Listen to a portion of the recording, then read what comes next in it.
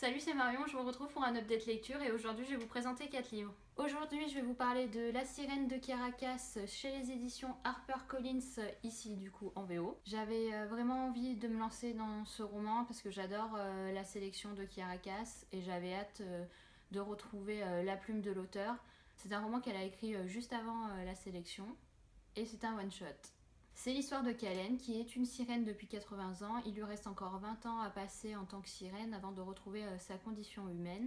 Elle est au service de l'océan qui la force en quelque sorte à faire chavirer des navires grâce à sa voix. Du coup, elle ne côtoie que les autres sirènes et n'approche pas les humains. Kalen est le genre de fille droite, à toujours suivre les règles, à ne jamais faire de folie. Mais un jour, elle va rencontrer un jeune garçon qui s'appelle Akinli et alors toute sa vie va basculer. C'est un livre que j'ai lu en 2 jours, il fait à peine 320 pages, il est super abordable en anglais. Je ne lis pas beaucoup d'histoires sur les sirènes, donc ce roman m'intéressait vraiment. J'avais hâte de me lancer parce que l'auteur m'avait emporté grâce à sa saga à la sélection. Et finalement, j'ai été un petit peu déçue au fil de ma lecture. Je n'ai pas réussi à m'attacher au personnage de Kellen, je l'ai trouvée un peu trop froide, trop distante, même vis-à-vis des sentiments qu'elle va développer envers Akinli. Je trouve que l'auteur ne développe pas assez son personnage, qu'elle ne rentre pas en profondeur et qu'on reste vraiment en surface. Et il en est de même du coup pour les personnages secondaires, parce que si le personnage principal n'est pas assez développé pour ma part, alors les personnages secondaires c'est encore pire. Le personnage que j'ai préféré dans cette histoire est celui d'Akinli, parce que finalement c'est le seul qui ose un peu faire quelque chose dans cette histoire, qui approche Kalen, qui n'a pas peur, qui tente certaines choses pour réussir à communiquer avec elle. C'est un personnage qui apporte beaucoup de fraîcheur parce que les autres apparaissent distants et froids. La romance entre Kalen et Akinli est bien amenée, mais elle me paraît un peu répétitive, dans le sens où on sait très bien que Kalen a des sentiments pour ce jeune homme, mais elle ne peut pas aller au bout de ses sentiments à cause de son devoir envers l'océan. Donc elle fait un aller-retour entre l'océan et Akinli plusieurs fois. Je trouve ça assez redondant. J'aurais aimé en savoir plus sur la relation entre l'océan et Kalen, sur le fonctionnement en fait de cet univers parce qu'on reste très en surface. En fait, je m'attendais à beaucoup plus de péripéties, je m'attendais à un monde peut-être un peu plus développé.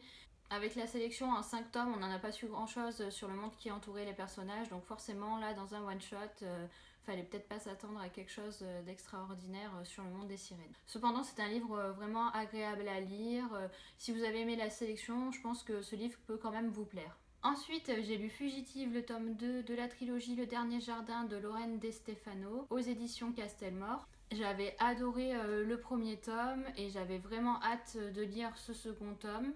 Je vous mettrai ici la couverture du roman. Qui m'avait attirée dans un premier temps par ces romans, c'était les couvertures qui sont absolument magnifiques. Donc je vous mettrai le tome 1 et le tome 2. C'est l'histoire de Rin, qui a 16 ans, qui vit dans un monde où les scientifiques ont pu génétiquement modifier les enfants qui sont immunisés contre toutes les maladies et contre tous les cancers. Ils avaient donc l'espoir que l'humanité était assurée, mais finalement ces êtres génétiquement du coup modifiés ne vivent pas longtemps, 25 ans pour les hommes et 20 ans pour les femmes.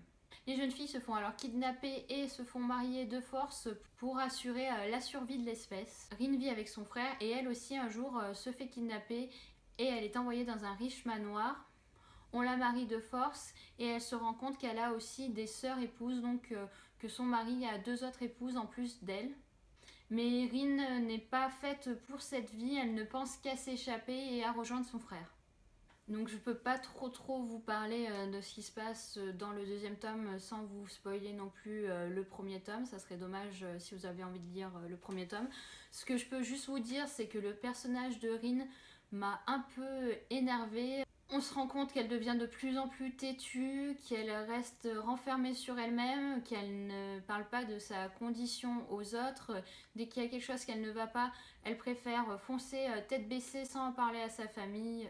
Nous retrouvons dans ce deuxième tome le personnage de Gabriel, qui est pour moi au sommet du stéréotype du personnage masculin dans des romans young adultes, c'est-à-dire le personnage masculin qui est au service de l'héroïne, qui ne pense jamais par lui-même, qui est toujours prêt à se sacrifier pour elle, quoi qu'il en coûte, et j'ai l'impression qu'il ne réfléchit pas par lui-même et qu'il est vraiment niais quoi, enfin je ne sais pas comment je pourrais le dire d'autre. C'est pas du tout le genre de personnage masculin auquel on a envie de s'attacher tellement il ne prend aucune initiative. J'ai été aussi vraiment déçue par ce deuxième tome alors que j'avais adoré le premier tome. Je trouve que les actions sont mal amenées. On sent monter la pression dans ce deuxième tome, mais pour moi ce deuxième tome est un tome de transition. On n'en prend pas grand chose, on ne sait toujours rien sur le virus, sur la résistance. J'ai été du coup vraiment déçue par ce deuxième tome. Je lui ai mis la note de 12/20 sur Livre Addict. J'attends beaucoup du troisième tome. J'espère que Rin ne va pas me décevoir et va changer son comportement assez rapidement. J'espère qu'il en sera de même pour Gabriel. J'ai ensuite lu Tous nos jours parfaits de Jennifer Niven aux éditions Gallimard. Ce roman fait partie de ma palle de l'automne. Si vous n'avez pas vu cette vidéo, je vous la mettrai en lien dans la barre d'infos. Parmi tous les livres de ma palle de l'automne, je pense que c'était celui qui m'attirait le plus. Du coup, je me suis lancée et je n'ai pas du tout regretté ma lecture. Pour vous faire un résumé assez court, c'est l'histoire de Violette et Finch qui se retrouvent au bord du vide au sommet du clocher du lycée. Tous les deux veulent mettre fin à leur jour et en se rencontrant, ils se sauvent l'un et l'autre. C'est un roman totalement bouleversant dont on n'en ressort pas indemne. Je pleure rarement en lisant des livres et celui-ci, la fin m'a tellement bouleversée que j'en ai eu les larmes aux yeux et que je n'ai pas pu passer à autre chose. J'arrêtais pas de penser à l'histoire de Violette et Finch encore 2 heures après la fin de ma lecture. Le personnage de Violette m'a beaucoup touchée. On se rend compte qu'avec Finch, elle réapprend à vivre suite à la mort de sa sœur. J'ai été assez frustrée pendant ma lecture quand il s'agissait des passages de Finch et de sa famille. J'avais envie de secouer sa famille, de faire en sorte qu'il s'intéresse à Finch et à ses problèmes. Parce que Finch est complètement perdu, il a plusieurs personnalités, il a des idées morbides et en fait il n'a aucune aide autour de lui. Finch fait tout ce qu'il peut pour redonner le goût de vivre à Violette, alors que finalement personne ne se rend vraiment compte que lui aussi a de gros problèmes. J'ai adoré la tournure des phrases de l'auteur, le côté un peu poétique de certains passages. Je ne vais pas vous en dire plus sur ce livre parce que si vous vous lancez, je préfère que vous rentrez dedans sans trop en savoir et d'être totalement submergé par cette histoire. Je lui ai mis la note de 17/20 sur Livre Addict. J'ai ensuite lu le premier tome de Kéléana de Sarah Gimas aux éditions La Martinière que je vous mettrai en couverture ici. Je vais vous faire un rapide résumé parce que j'ai déjà présenté ce roman dans mon book haul du mois de septembre que je vous mettrai en lien dans la barre d'infos. C'est l'histoire de Kéléana qui est membre de la secte des assassins et qui s'oppose au roi. Un jour, elle se fait attraper et elle est emprisonnée, envoyée dans une mine de sel. 1 an plus tard, le fils du roi, le prince d'Orient, vient la sortir de cette mine pour qu'elle puisse concourir au tournoi du roi en le représentant. Le roi recherche quelqu'un à ses services pour supprimer ses opposants pendant 4 ans. Si Kéléana devient l'assassineuse du roi, elle aura alors gagné sa liberté au bout de ces 4 ans. Mais les concurrents commencent à mourir les uns après les autres d'une façon mystérieuse et Kéléana a peur d'être la prochaine.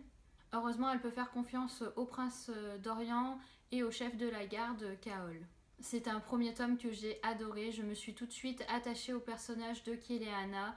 C'est le genre d'héroïne qui n'est pas du tout niaise, qui a du caractère et qui ne se laisse pas faire. Je ne vois pas comment on ne peut pas s'attacher à elle. C'est une battante, elle ne lâche rien. Et on sait qu'elle est prête à tout pour survivre et gagner ce concours. On se rend compte qu'elle n'est pas seulement une assassineuse, on se rend compte qu'elle a un cœur, qu'elle est prête à tout pour protéger les amis qu'elle va se faire au cours de ce tournoi. La lecture est fluide, l'histoire est très bien écrite, on nous lance quelques pistes pour le deuxième tome.